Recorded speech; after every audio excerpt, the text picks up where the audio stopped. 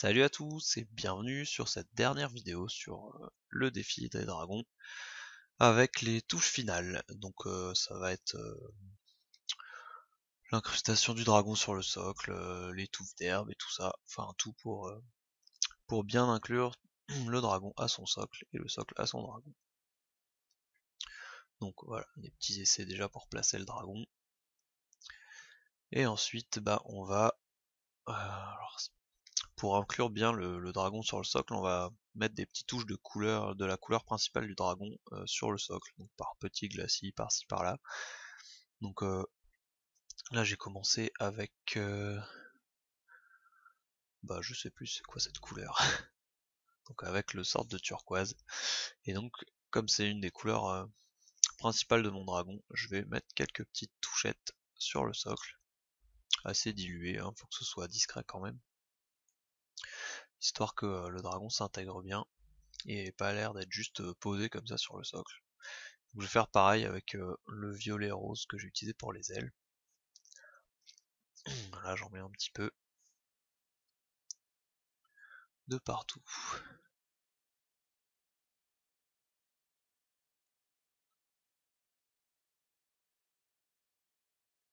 Alors ensuite je vais faire des glacis sur les pattes pour rajouter un peu de saleté. Pour comme il a dû se promener dans la terre avec ses papates, et ben il s'est sali les pattes, donc je vais commencer par un beige jaune comme ça pour faire la poussière. Puis je vais faire des marrons de plus en plus foncés pour imiter de la boue séchée et de la boue fraîche. Je mettrai des vrais pigments aussi à la fin, mais là déjà ça permet de faire des glacis comme ça pour teinter vraiment, et les pigments seront là vraiment pour apporter le côté poussiéreux.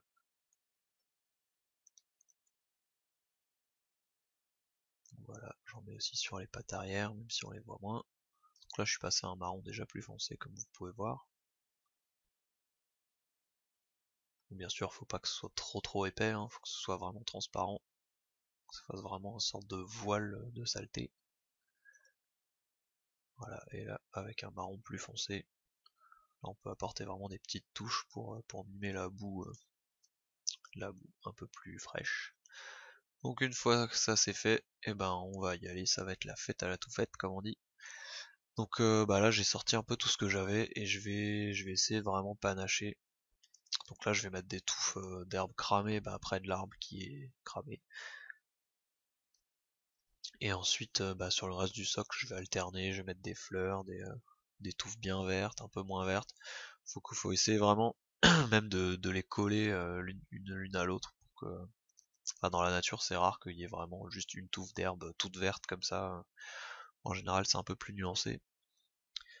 Donc là, vu que j'ai pas trop envie de les peindre, bon, c'est possible hein, de passer des petits jus sur les touffes pour qu'elles soient moins tranchées, surtout les traits vertes.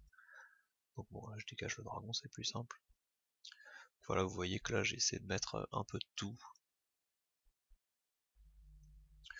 Donc c'est collé à la super vue, hein. Des petites fleurs jaunes, des petites touffes bien vertes à côté, des petites touffes un peu plus cramées.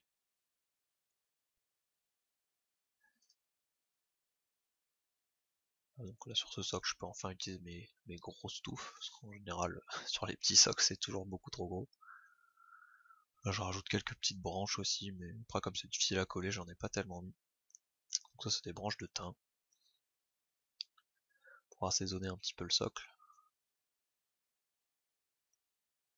Voilà, ensuite comme j'ai mis du flocage sur le dos du dragon, je me suis dit que j'allais mettre des touffes d'herbe aussi sur le dos du dragon, histoire que ce soit vraiment, que ça fasse vraiment le dragon qui se réveille avec de la terre et des touffes d'herbe qui ont poussé sur son dos. Je trouve ça assez sympa. Pareil, il faut essayer d'en mettre de manière relativement aléatoire, qu'elles soient pas toutes du même côté, mais que ce soit pas vraiment symétrique non plus. Voilà, vous pouvez les couper aussi les touffes hein, avec un couteau de modélisme si vous trouvez qu'elles sont trop grosses, ou que vous voulez juste ajouter quelques petits brins d'herbe, mettons marron dans de l'herbe verte, c'est tout à fait possible. C'est même vivement encouragé pour les petites figurines parce que souvent les touffes sont quand même beaucoup trop grandes.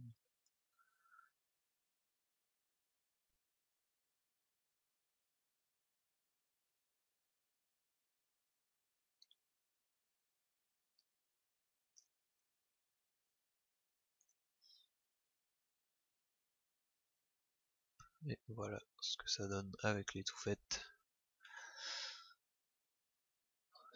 Ensuite je vais mettre le pigment. Donc là c'est des pigments secs hein, que j'ai acheté sur Minisocle. Alors je sais plus quelle référence c'est. Et donc je vais les diluer un peu avec du médium mat. Et je vais en mettre là où j'ai déjà mis un peu des glacis de peinture sur les pattes. Et je vais en mettre pas un peu sur le socle aussi parfois. Pour ajouter un effet un petit peu poussiéreux comme ça, vraiment très mat. Qu'on n'a pas vraiment avec la peinture. Malgré le vernis mat qui est légèrement satiné quand même. Donc voilà, pareil, je commence par le plus clair pour faire vraiment la poussière sèche. Puis ensuite, j'ajoute du plus foncé. Alors là, j'ai que ces deux là, donc je vais en mélanger un petit peu pour faire une couleur intermédiaire. Et ensuite, je mettrai les plus foncés.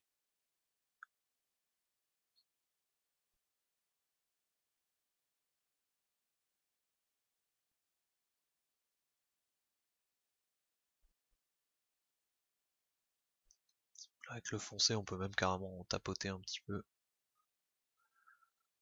Voilà, sur le bout des griffes.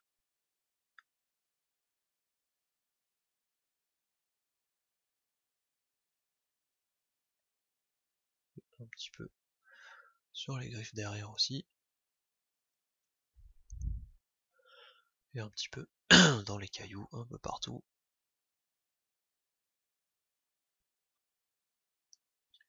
Alors je suis pas un pro de l'utilisation des pigments, il y a peut-être moyen de faire mieux. Si vous pensez que je les ai pas bien utilisés, n'hésitez pas à me dire comment faire. Il y en a qui tapotent carrément le pigment sec, mais moi j'ai jamais réussi à faire ça. Donc là pour m'amuser, je vais mettre des petits chatons de bouleau aussi pour faire des feuilles. Que je vais les coller avec de la colle à bois. Surtout sur l'eau, comme si l'arbre qui avait brûlé avait perdu ses feuilles dans le souffle. Voilà, je vais juste en mettre quelques-unes. Alors c'est pas hyper réaliste, hein. Normalement quand les feuilles tombent ça fait vraiment un genre de gros tapis. Mais bon, j'avais pas envie d'utiliser toutes mes feuilles non plus, ça donne un petit côté poétique qui me plaît bien. Voilà, j'en mets vraiment que quelques-unes. Pour habiller un petit peu la partie aqueuse. On va essayer de mettre un peu de pigment sur celles qui sont tombées près du cramé pour les foncer un petit peu.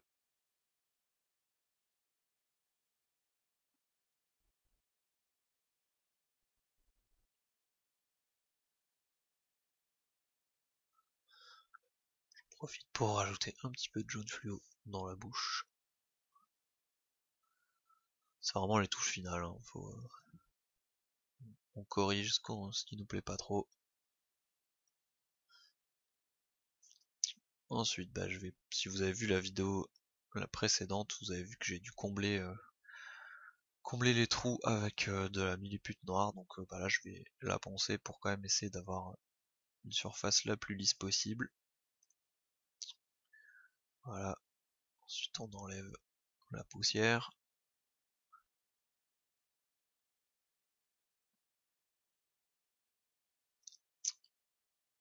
Avec un papier humidifié.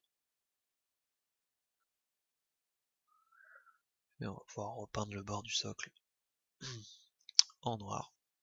Donc là j'ai un bon gros pinceau.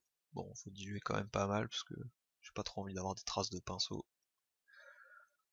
Autant que possible, on essaye de passer plusieurs couches diluées, même sur une grosse surface comme ça. Donc là le plus compliqué ça va être de tenir le socle pendant qu'on peint le reste, hein, sans s'en mettre sur les doigts.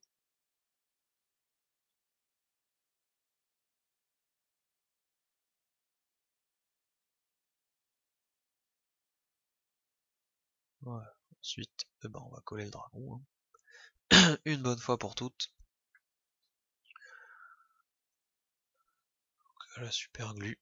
On peut y aller, hein, parce que le dragon il est bien lourd. Hop, et je plante le dragon dans mes rochers en liège. Et bah voilà, c'était la dernière étape. Donc bah, le dragon est fini, je vous laisse avec les photos finales. Et donc ça a terminé la dernière vidéo sur ce défi dragon. Et bah, j'espère que ça vous a plu, toutes ces vidéos, et je vous dis à la prochaine pour un nouveau projet. Ciao ciao.